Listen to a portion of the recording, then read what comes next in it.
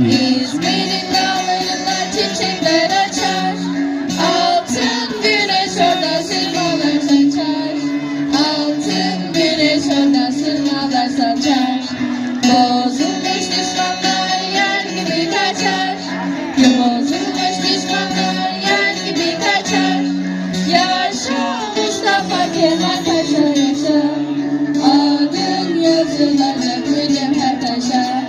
Yaşa Mustafa Kemal Paşa yaşa. Adın yazılacak mücevher taşa.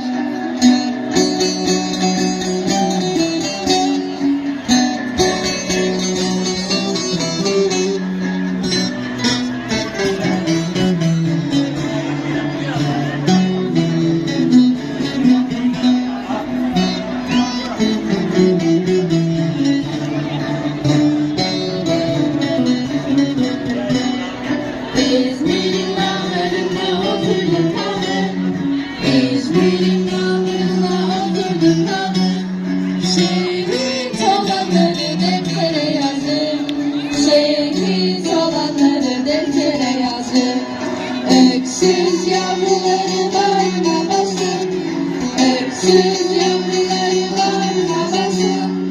Kader böyleymiş ey garip anam. Kanım feda olsun güzel vatana. Kader böyleymiş ey güzel anam.